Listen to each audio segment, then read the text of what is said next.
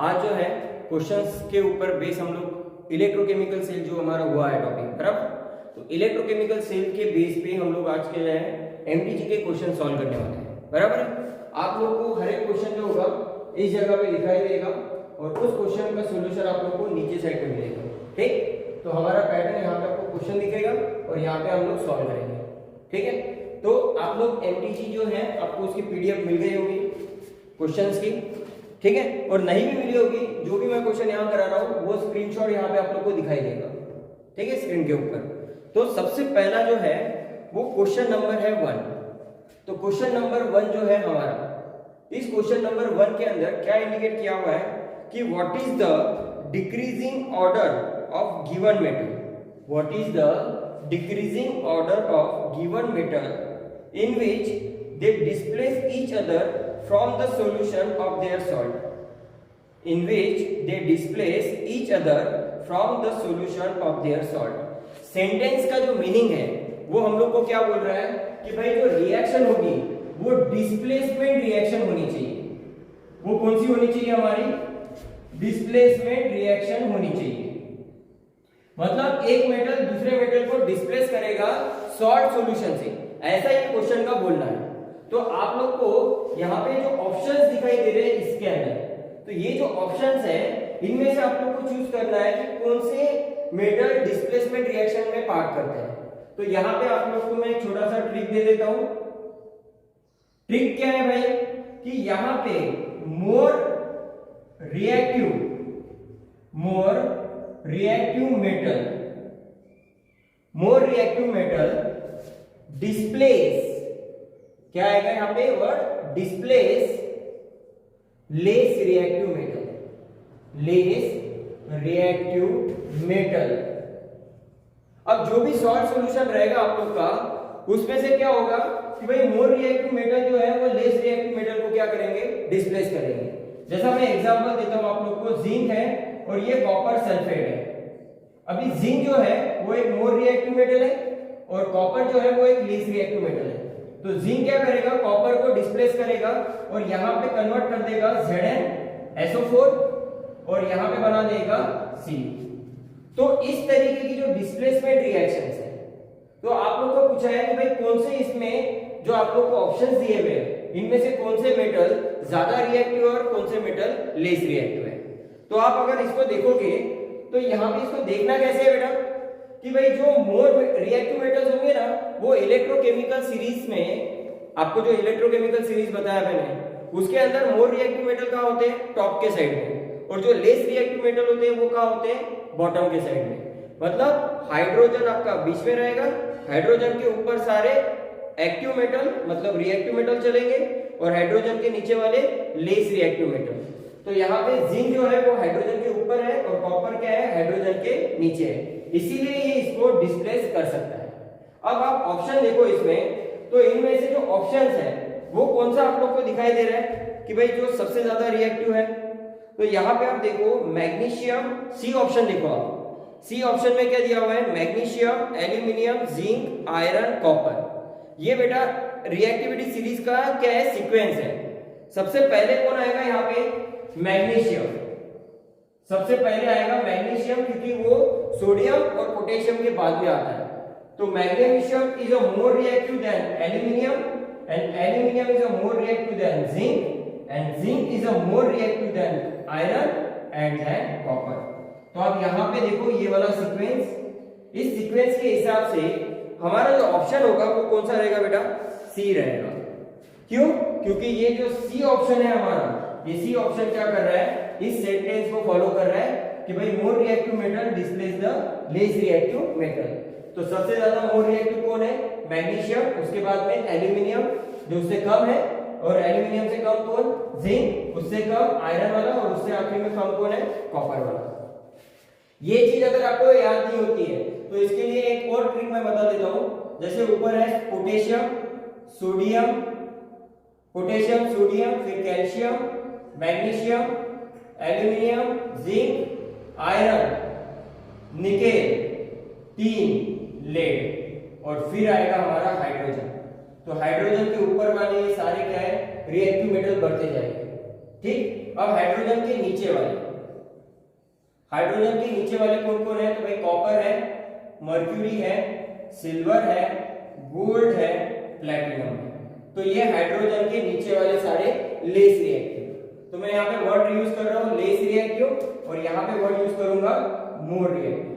तो reactivity hydrogen से ऊपर बढ़ती जाएगी और रिएक्टिविटी हाइड्रोजन से नीचे क्या होती जाएगी? कम होती जाएगी। तो ये आपका आंसर रहेगा क्वेश्चन नंबर 1 का। ठीक है, नोट डाउन कर लो इसको। ये वाला ट्रिक जो है ये आप लोग नोट डाउन कर लेना। ठीक है, पहले ये वाला सेंटेंस लिखना, ये वाला सेंटेंस लिखने के बाद ये वाला सीक्वेंस बना देना।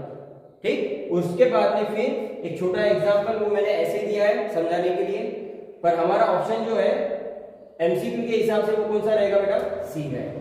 ठीक है, नोट डाउन कर लो।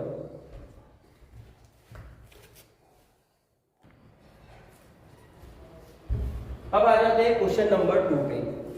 क्वेश्चन नंबर जो 2 है हमारा, ऊपर आप देखो यहाँ पे आपको दिखाई दे रहा है क्वेश्चन नंबर 2। क्वेश्चन नंबर 2 में आप लोग को क्या दिया हुआ है? गिवन स्टैंडर्ड रिडक्शन पोटेंशियल दिए हुए। क्या दिया हुआ बेटा? गिवन स्टैंडर्ड रिडक्शन पोटेंशियल दिए हुए। तो कैसे दिए हुए देखो, ये इन्होंने इस तरीके से दिया है, अपन ऐसे रिप्रेजेंट करेंगे इसे। ई नॉट के प्लस से के बराबर -2.93 वोल्ट। उसके बाद में दिया हुआ है ई नॉट एजी प्लस से एजी, मतलब ये सिल्वर है, प्लस 8 वोल्ट 0.80 वोल्ट। उसके बाद में पोटेंशियल वैल्यू दिया हुआ है नेक्स्ट मर्क्यूरी Hg2 प्लस से Hg, और इसका पोटेंशियल वैल्यू कितना दिया हुआ है? Plus 0.79 volt. उसके बाद में मैग्नीशियम ई नॉट में Mg2 प्लस से Mg, और यहाँ पे दिया हुआ है -2.37 वोल्ट। और फिर दिया हुआ है आप लोग को ई नॉट क्रोमियम 3 प्लस से क्रोमियम में, जिसका पोटेंशियल वैल्यू है 0.74 माइनस वोल्ट। ठीक, ये सबकी पोटेंशियल वैल्यू दिया हुआ है और उन्होंने पूछा हुआ है कि which act as a better oxidising agent. इनमें से बेटर ऑक्सीडाइजिंग एजेंट कौन है? तो आप लोग को क्या है, ये जितने भी चीजें आपके सामने दिखाई दे रही है ये सारे के सारे कौन है बेटा? एसआरपी है। कौन है ये सारे? एसआरपी है, मतलब स्टैंडर्ड रिडक्शन पोटेंशियल की ये सारी वैल्यूज है। क्योंकि आप देखो सब रिएक्शन में आप लोग को क्या दिखाई दे रहा है? ये रिडक्शन दिखाई दे रहा है। तो ये सारे कौन है? एसआरपी है। अब एसआरपी बंदा क्या बोलता है? जिसका रिडक्शन पोटेंशियल, क्या बोल रहे हो? जिसका रिडक्शन पोटेंशियल हाई होगा, मतलब जिसकी पॉजिटिव वोल्ट में वैल्यू ज्यादा होगी, जिसका रिडक्शन पोटेंशियल हाई, या फिर जिसका पॉजिटिव में वैल्यू वोल्ट में अगर ज्यादा रहेगा, वो हमारा कौन रहेगा बेटा? स्टैंडर्ड रिडक्शन पोटेंशियल रहेगा। क्योंकि स्टैंडर्ड रिडक्शन पोटेंशियल में क्या बोला जाता है कि जिनका रिडक्शन पोटेंशियल हाई है, मतलब जिनकी पोटेंशियल वैल्यू पॉजिटिव में ज्यादा है, उन्हीं को हम क्या बोलेंगे बेटा? एसआरपी। ठीक, और ये एसआरपी जो है ये किसके लिए एप्लीकेबल है बेटा? ऑक्सीडाइजिंग एजेंट के लिए। ये किसके लिए एप्लीकेबल है? ऑक्सीडाइजिंग एजेंट के लिए, जिसका मीनिंग होता है कि वो रिएक्शन में काम क्या करेगा? रिडक्शन का काम करेगा। ये रिएक्शन में क्या काम करता है? रिडक्शन का काम करता है, और जिसकी पोटेंशियल वैल्यू किसमें होती है? पॉजिटिव में। तो आप लोग इसमें ऑप्शन ये देखो 4 1 2 3 4 5 चीजें दी हुई है, पर ऑप्शन तो आपके पास 4 ही है, बराबर है? तो 4 ऑप्शन में से कौन सा आंसर सही रहेगा? तो आप लोग को क्या देखना है? किसकी पोटेंशियल वैल्यू पॉजिटिव में ज्यादा है। तो देखो ये तो नेगेटिव में है, इसका मतलब ये नहीं आएगा। उसके बाद में इसका 0.80 है वोल्ट, मतलब ये हो सकता है। उसके बाद में मर्क्यूरी जो है 0.79, इसका वोल्ट है 0.79, बराबर। इसके बाद में ये माइनस में है इसलिए नहीं, ये भी माइनस में है इसलिए ये भी नहीं। तो ये दोनों तो कैंसिल हो गए, 1 2 और 3 बचे कौन है हमारे पास? ये दोनों। अब इन दोनों में से पोटेंशियल वैल्यू किसका ज्यादा है? तो सिल्वर का, क्योंकि इसका 0.80 है और मर्क्यूरी का कितना है? 0.79 है, मतलब 0.01 से कम है। ठीक है, इसलिए सिल्वर जो रहेगा बेटा is a correct answer. Silver is a correct answer. तो आप देखो ऑप्शन जो है इसका वो है बेटा सी। तो सी ऑप्शन जो रहेगा क्वेश्चन नंबर 2 का क्या रहेगा, करेक्ट रहेगा। ठीक है, तो ये वाला आप लोग क्या करो, नोट डाउन कर लो एक बार।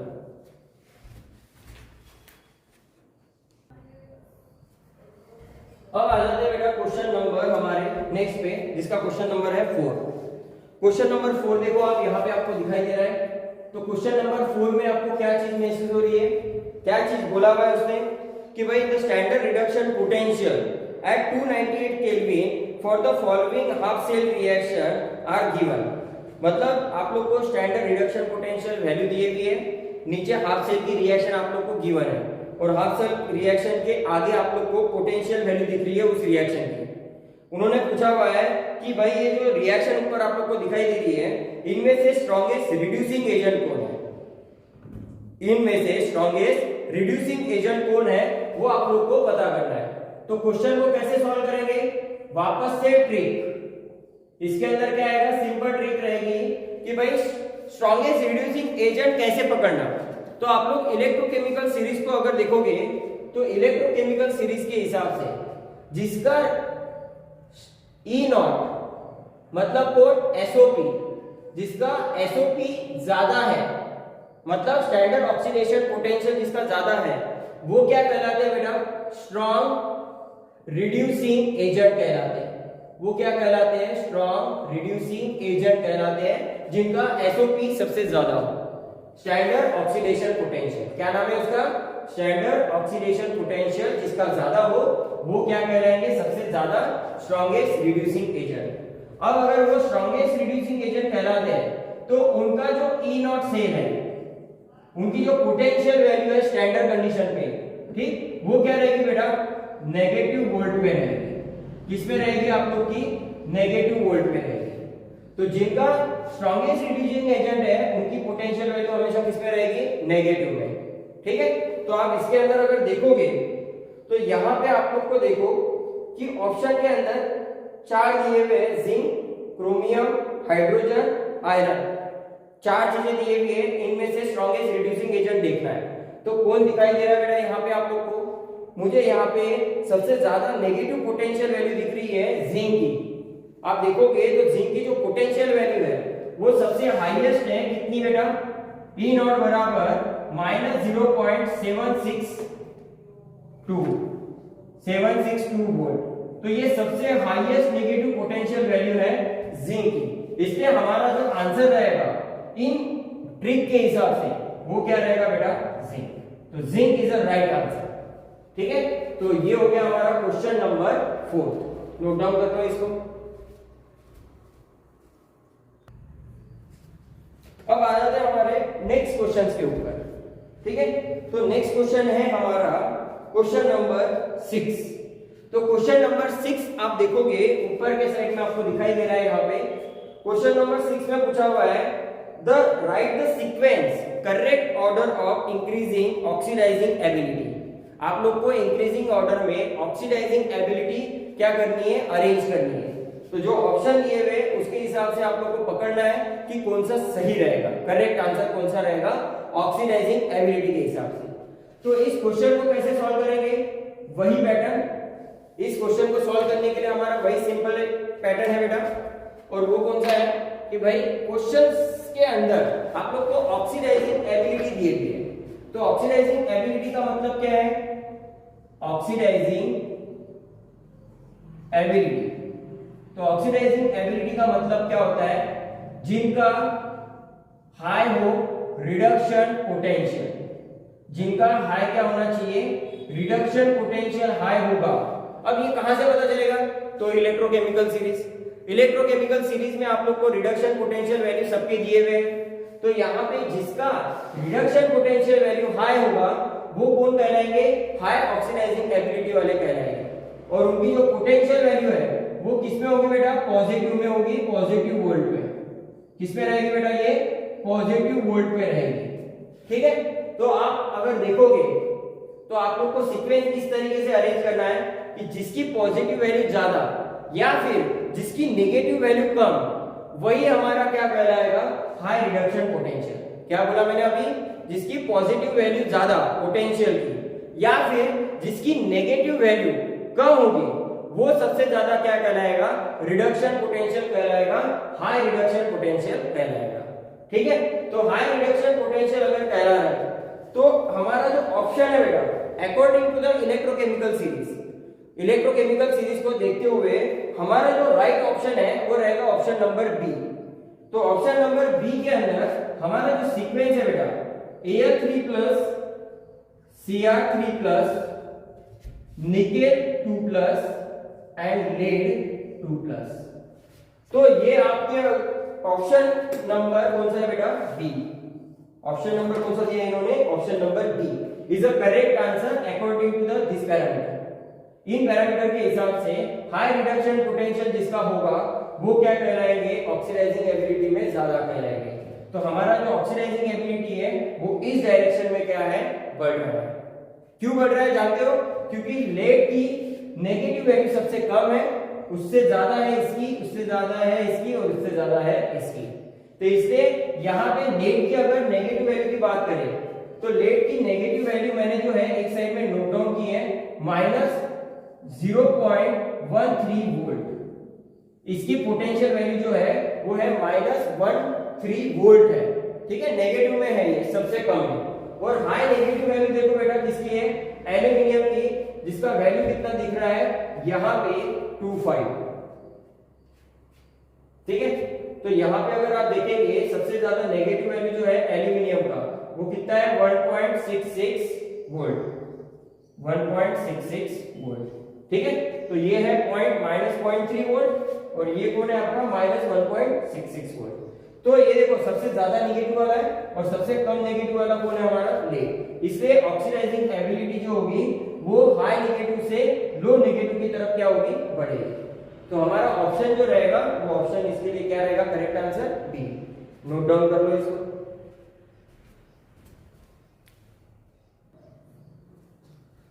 अब नेक्स्ट देखो क्वेश्चन नंबर 10। क्वेश्चन नंबर 10 आप लोग को ऊपर दिखाई दे रहा है। उस क्वेश्चन नंबर 10 के हिसाब से उन्होंने क्या बोला हुआ है आप लोग को, देखो वहां पे क्या लिखा हुआ है कि भाई which statement about the standard reduction potential is correct. कौन सा स्टेटमेंट स्टैंडर्ड रिडक्शन पोटेंशियल के हिसाब से सही है। ठीक है, ये उन्होंने पूछा हुआ है। तो आप यहाँ पे ऑप्शन आप लोग को कई सारे दिख रहे हैं। ठीक है, इनमें से पहला और सेकंड ऑप्शन बेटा नहीं रहेगा, क्योंकि ये पहला और सेकंड ऑप्शन के हिसाब से अगर देखा जाए तो स्टैंडर्ड रिडक्शन पोटेंशियल वैल्यू इनकी बहुत अलग है। ठीक है, किसके है, हाइड्रोजन और ये हमारा जो डी है ये ड्यूटेरियम है, मतलब हाइड्रोजन का ही आइसोटोप है। ठीक है, तो सेकंड ऑप्शन देखो हमारा सी वाला, सी के अंदर क्या बोला हुआ है कि redox reaction is feasible. Redox reaction जो है वो फिजिबल है जब some of SRP of oxidant and the reductant is positive quantity. उन्होंने क्या बोला हुआ है कि भाई सॉल्यूशन के हिसाब से जिसका स्टैंडर्ड रिडक्शन पोटेंशियल हाई होगा, या फिर हम लोग उसको कैसे लिखते हैं, ई सेल के हिसाब से जिसकी पॉजिटिव वैल्यू अच्छी होगी या हाई होगी उनका स्टैंडर्ड रिडक्शन पोटेंशियल वैल्यू क्या रहेगा, ज्यादा रहेगा। तो आप रेडॉक्स रिएक्शन जब आप करते हो तो रेडॉक्स रिएक्शन करने के टाइम पे आप लोग को यहाँ पे एक चीज इस तरीके से दिखाई देती होगी, एक तरफ ऑक्सीडेंट और एक तरफ स्टैंडर्ड रिडक्शन, बराबर है। इस तरीके के आप लोग को है ना फॉर्मूला दिखाई दे रहा होगा जो हम लोग ने ले चुके हैं प्रीवियस लेक्चर में। तो इनकी जो सम ऑफ द वैल्यू है बेटा, रेडॉक्स रिएक्शन होने के बाद जब हम लोग नेट रिएक्शन निकालते हैं तो उसके अकॉर्डिंग जब इनकी दोनों की पोटेंशियल वैल्यू यहाँ पे डालेंगे तो इनकी ओवरऑल पोटेंशियल वैल्यू किसमें आएगी बेटा, पॉजिटिव में आएगी। किसके अंदर आएगी बेटा, पॉजिटिव में आएगी। तो जो पॉजिटिव में वैल्यू आएगी तो उसके हिसाब से उसका स्टैंडर्ड रिडक्शन पोटेंशियल भी क्या रहेगा बेटा, ज्यादा रहेगा, हाई रहेगा। उनका स्टैंडर्ड रिडक्शन पोटेंशियल भी क्या रहेगा, हाई रहेगा और पॉजिटिव रहेगा। तो हमें हाई रिडक्शन पोटेंशियल या फिर ई नॉट एसआरपी ये हमेशा किस में मिलनी चाहिए बेटा, पॉजिटिव में मिलना चाहिए। और जितना इसका पॉजिटिव वैल्यू ज्यादा होगा पोटेंशियल का, उतना उसका स्टैंडर्ड रिडक्शन पोटेंशियल क्या रहेगा, हाई रहेगा। उतना ही वो क्या रहेगा बेटा, स्ट्रॉन्ग ऑक्सीडाइजिंग एजेंट रहेगा। कौन रहेगा वो, स्ट्रॉन्ग ऑक्सीडाइजिंग एजेंट रहेगा। ठीक, तो हमारे लिए इस एमसीक्यू के हिसाब से क्वेश्चन नंबर 10 के हिसाब से अगर आप देखोगे तो ऑप्शन नंबर जो है सी इज अ करेक्ट आंसर, क्योंकि सी जो है वो रेडॉक्स रिएक्शन खत्म होने के बाद क्या बोल रहा है कि भाई जो पोटेंशियल वैल्यू है रिडक्टेंट और ऑक्सीडेंट की दोनों की सम ऑफ द पोटेंशियल वैल्यू क्या आएगी, पॉजिटिव आएगी। तो जब उसकी वैल्यू पॉजिटिव आएगी तो मतलब वो स्टेटमेंट हमारे लिए स्टैंडर्ड रिडक्शन पोटेंशियल को क्या करेगा, मैच करेगा। तो सी इज द करेक्ट आंसर, ठीक है ना। सी हमारा क्या रहेगा बेटा, एज पर क्वेश्चन के हिसाब से करेक्ट आंसर होगा। तो ये नोट डाउन कर लो।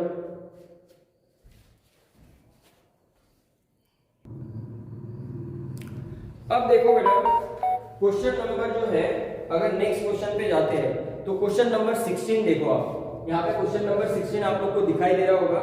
उस क्वेश्चन 16 को आप लोग अच्छे से देखो एक बार, क्या लिखा हुआ है वहां पे, क्या दिखाई दे रहा है बेटा क्वेश्चन नंबर 16 में, क्या चीज वहां पे मेंशन की हुई दिख रही है आप लोग को कि standard electrode potential for iron electrode, standard reduction potential for iron electrode are given as, उन्होंने क्या दिया हुआ है, स्टैंडर्ड रिडक्शन पोटेंशियल वैल्यू दी हुई है आयरन इलेक्ट्रोड के लिए। क्या क्या दिया हुआ है यहाँ पे, Fe 2+ 2 इलेक्ट्रॉन गिव Fe, और उसका जो पोटेंशियल वैल्यू है E0 वो कितना दिया हुआ है, -0.44 वोल्ट।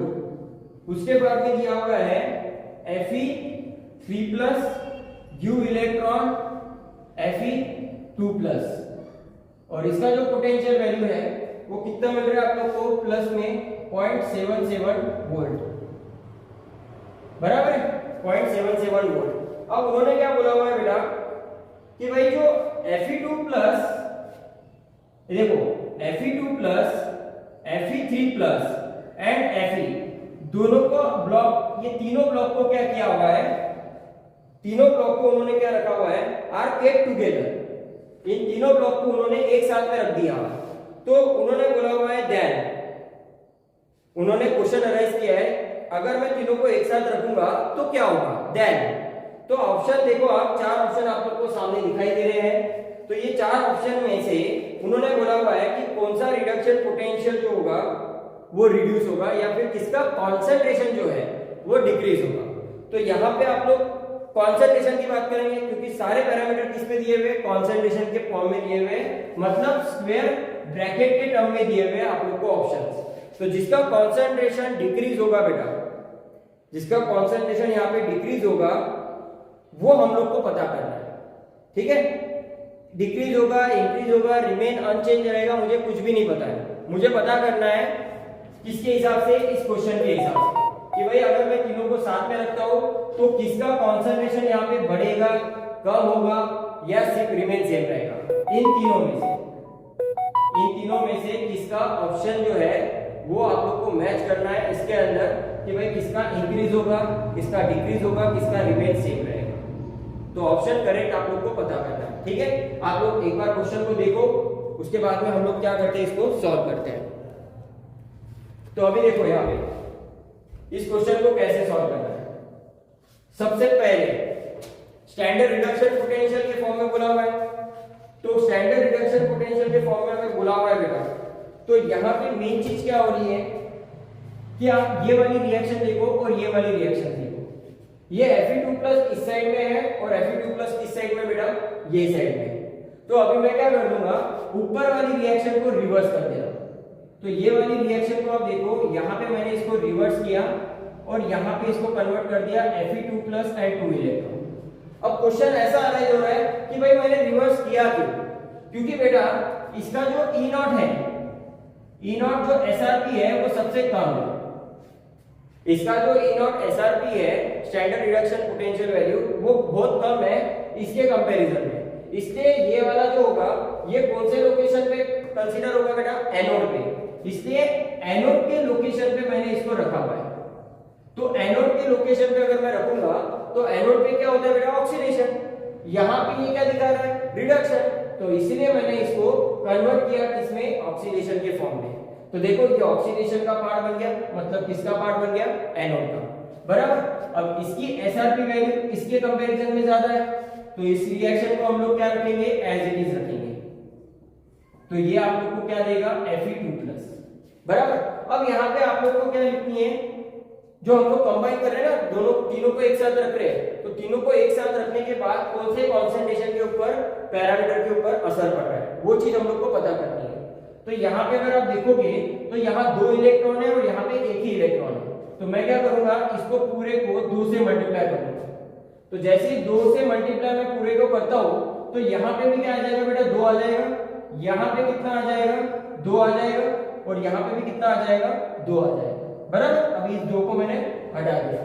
अब क्या कर रहा हूं, ये इलेक्ट्रॉन और ये इलेक्ट्रॉन गया बेटा, ये इलेक्ट्रॉन और ये इलेक्ट्रॉन खत्म हो गया।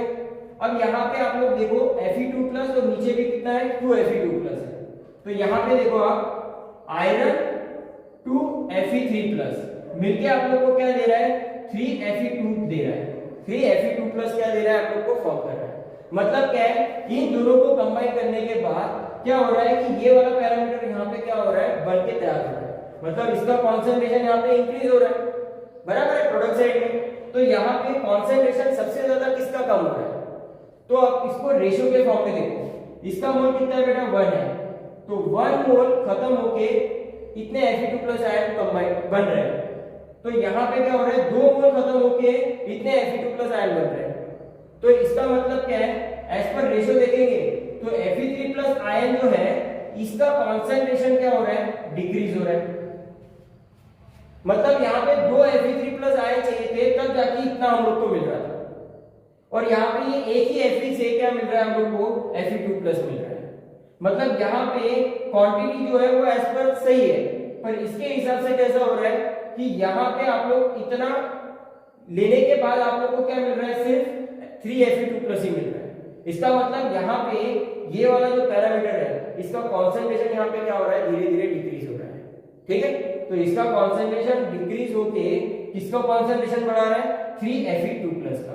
तो अब ऑप्शन में देखो कि भाई अगर मैं तीनों को साथ में रखता हूं तो तीनों को साथ में रखने के बाद किसका कॉन्सेंट्रेशन कम होते हुए दिख रहा है, तो कॉन्सेंट्रेशन जो है वो Fe3+ का क्या होता जा रहा है, कम होते जा रहा है। तो कॉन्सेंट्रेशन Fe3+ आयन का क्या हो रहा है बेटा, यहाँ पे कम होते जा रहा है। ये इसका क्या रहेगा, आंसर रहेगा, ठीक है। तो यहाँ पे आपका आंसर जो है बेटा वो कौन रहेगा, Fe3+ आयन। तो Fe3+ आयन क्या हो रहा है, यहाँ पे डिक्रीज हो रहा है। तो ये नोट डाउन कर लो, ठीक है, लिख लो ये पूरा चीज। अब आ जाते हैं नेक्स्ट क्वेश्चन के ऊपर। तो क्वेश्चन जो है हमारा नेक्स्ट आएगा 34 क्वेश्चन नंबर। क्वेश्चन नंबर 34 यहाँ पे आपको दिखाई दे रहा है। क्वेश्चन नंबर 34 में उन्होंने बोला हुआ है कि कौन सा रेफरेंस कैलेमल इलेक्ट्रोड जो है, जो हमारा रेफरेंस कैलेमल इलेक्ट्रोड जो है is a made from which of the following, ठीक है। रेफरेंस कैलेमल इलेक्ट्रोड जो है वो नीचे दिए गए ऑप्शन में से किससे बनाया जाता है। तो आप लोग देखो, हम लोग ने जो लेक्चर में है ना बात किया था reference electrode, secondary reference electrode के ऊपर हम लोग ने लेक्चर ले चुके हैं। तो उसके अंदर मैंने आपको बताया था कि कैलेमल इलेक्ट्रोड जो है उसके अंदर किसका इन्वॉल्वमेंट है बेटा, मर्क्यूरी का इन्वॉल्वमेंट है। किसका इन्वॉल्वमेंट है, मर्क्यूरी का। पर वहां पे कौन सा मर्क्यूरी का इन्वॉल्वमेंट है, तो यहाँ पे आप लोग को Hg2Cl2 दिया हुआ है और HgCl2 दिया हुआ है। तो यहाँ पे हमारा जो क्वेश्चन नंबर 34 है इसका बेटा डायरेक्ट आंसर है, क्योंकि ये थ्योरी है। तो थ्योरी बेस है, मतलब क्या है कि आप लोग को डायग्राम जो मैंने आपको बताई थी उस लेक्चर के अंदर, तो उसमें आप लोग को देखा होगा कि उस कैलेमल इलेक्ट्रोड के अंदर जो सॉल्यूशन जो बनाया जाता था किसका बेटा, पेस्ट। जो हम लोग जो पेस्ट बनाते थे वो पेस्ट किसका मिलके बनता था, KCl प्लस Hg2Cl2 का। इन दोनों का मिलके हम लोग क्या बनाते थे, पेस्ट बनाते थे। तो ये हमारा कौन रहता था बेटा, कैलेमल इलेक्ट्रोड रहता था। ये कौन रहता है हमारा, कैलेमल इलेक्ट्रोड। इसका अगर सेल रिप्रेजेंटेशन देखें तो कुछ इस तरीके से आप लोग को दिखाई देगा। तो ये इसका क्या है, सेल रिप्रेजेंटेशन रहेगा बेटा किसका, कैलेमल इलेक्ट्रोड का। तो हमारे लिए आंसर जो रहेगा बेटा वो क्या रहेगा, Hg2Cl2। तो ऑप्शन नंबर जो है इसके अंदर वो डायरेक्ट क्या है हमारा, सी है, क्योंकि थ्योरी बेस्ड क्वेश्चन है। तो इसमें जैसा थ्योरी में दिया हुआ है वही चीज हम लोग को डायरेक्ट नोट डाउन करनी है। तो ऑप्शन नंबर हमारा क्या रहेगा बेटा, क्वेश्चन नंबर 34 के लिए सी, ठीक है। नोट डाउन कर लो इसको।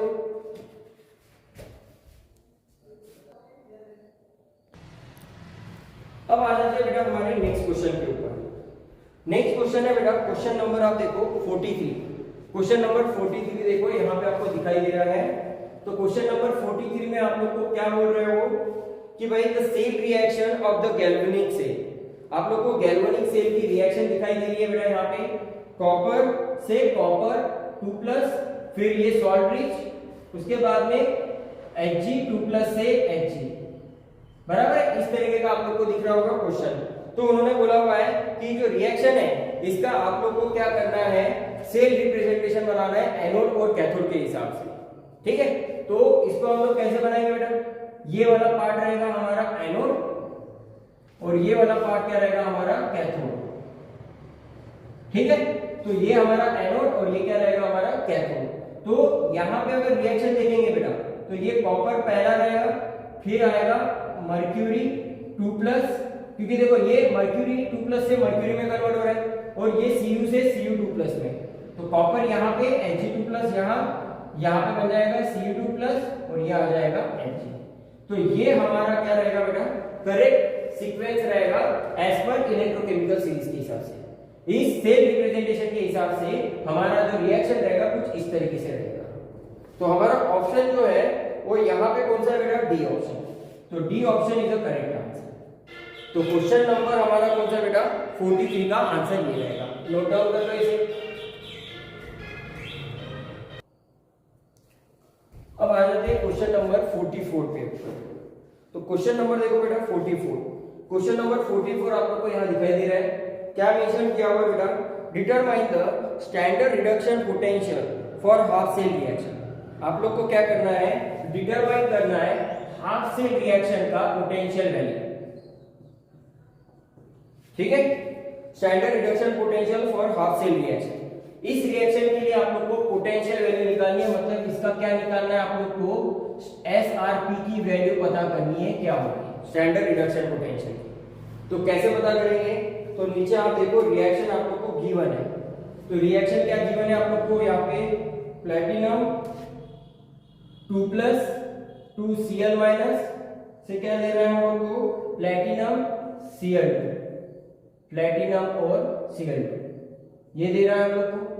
उसके बाद में फिर प्लेटिनम 2+ से 2 इलेक्ट्रॉन लेके क्या दे रहा है हम लोग को, प्लेटिनम दे रहा है। अब इसकी जो पोटेंशियल वैल्यू है इसके लिए वो है E0 से -1.5 वोल्ट और E0 से इसके लिए जो रहेगा वो रहेगा 1.20 वोल्ट, ठीक है। और आप लोग को क्या करना है, इस रिएक्शन को, इन दोनों रिएक्शन को इस तरीके से अरेंज करना है ताकि आप लोग को ये वाली रिएक्शन मिले, क्योंकि SRP किसके लिए निकालना है, इसके लिए निकालना है। तो कैसे करेंगे देखो, अभी यहाँ पे क्या चीज दिया हुआ है बेटा, 2Cl- इस साइड में और 2Cl- किस साइड में, ये साइड में। आप क्या करोगे, ये वाले रिएक्शन को घुमा दोगे, रिवर्स करोगे, क्योंकि 2Cl- कहां पे बेटा, प्रोडक्ट साइड में और ये रिएक्टेंट साइड में, इसलिए हम लोग क्या करोगे, इस रिएक्शन को घुमा देते हैं। तो ये रिएक्शन मैंने कर दिया रिवर्स। तो रिवर्स कर दिया तो देखो यहाँ पे अभी क्या हो जाएगा, प्लेटिनम Cl2 से प्लेटिनम 2+ और 2Cl-, बाकी ये as it is, platinum 2+ 2 electron लेके क्या दे रहा है बेटा, ये प्लेटिनम, बराबर। देखो आ गया ये। अब ये अगर रिएक्शन रिवर्स कर रहे हैं तो इसकी पोटेंशियल वैल्यू भी क्या होगी, रिवर्स हो जाएगी। तो इसकी पोटेंशियल वैल्यू कितनी हो गई, अभी प्लस में आ जाएगी। ये किस में आ जाएगी बेटा, प्लस में आ जाएगी 15.15 वोल्ट, बराबर। और इसके लिए क्या आ जाएगा, E0 1.20 वोल्ट, बराबर। तो ये आ गया आपका रिएक्शन। तो अभी देखो ये कट गया, ये कटा, ये कट गया, ये कट गया, तो क्या बचा आपके पास, Cl2 से Cl2 2 इलेक्ट्रॉन गिव 2Cl-। देखो ये रिएक्शन और ये रिएक्शन मैच हो गई यहाँ पे। अब आपको क्या निकालना है, इसका पोटेंशियल वैल्यू पता करना है। तो इसका पोटेंशियल वैल्यू क्या आ जाएगा बेटा, some of the potential value, add कर दो इन दोनों को, इन दोनों को ऐड कर दो। तो ऐड करने के बाद आप लोग को इसका जो पोटेंशियल वैल्यू है वो कितना मिल रहा है बेटा, 1.35 वोल्ट। कितना मिल रहा है यहाँ पे इसका पोटेंशियल वैल्यू, 1.35 वोल्ट, ठीक है। नोट डाउन कर लो इसको।